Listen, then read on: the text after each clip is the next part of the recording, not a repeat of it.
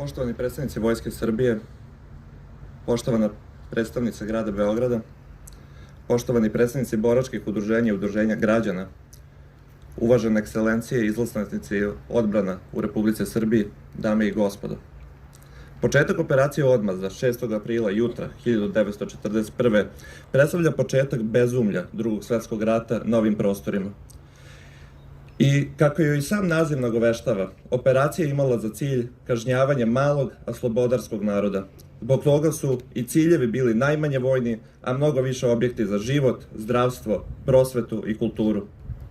Izgubljeni su ljudski životi, uništavana materijalna dobra, istorijsko i kulturno nasliđe. Iako proglašen za otvoreni grad, Beograd je bez stvarne vojne potrebe, a sa ciljem kažnjavanja bombardovan još 3 dana, 7., 11. i 12. aprila. Teško oštećena Vazeljenska crkva u kojoj je bilo vernika koji su došli na jutrenje. Najznačajniji spomenik kulture, Narodna biblioteka sa 350.000 knjiga uništena je već prvog dana bombardovanja.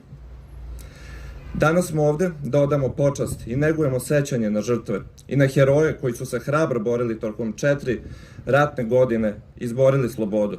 Srbija je, kao i uvek u svojoj istoriji i te 1941. godine, bila na strani pravde, istine i humanizma. Srbija danas baštini tekovine antifašizma i slobodarske tradicije. Samo jaka, stabilna, demokratska Srbija može biti garant slobodnog, dostojanstvenog i kvalitetnog života svih njenih građana, bez obzira na njihovu nacionalnu, versku ili političku pripadnost.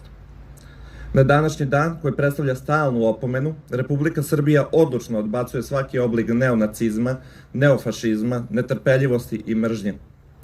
Srbija je deo demokratskog sveta, zasnovanog na principima i idealima antifašizma, ravnopravnosti i napretka.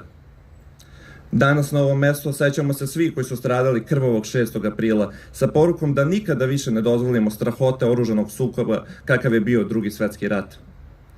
Samo jačanjem demokratskih kapaciteta, građanskih prava, sloboda, kao i poštovanje zakona možemo budućnosti naše dece učiniti sigurnijom i boljom.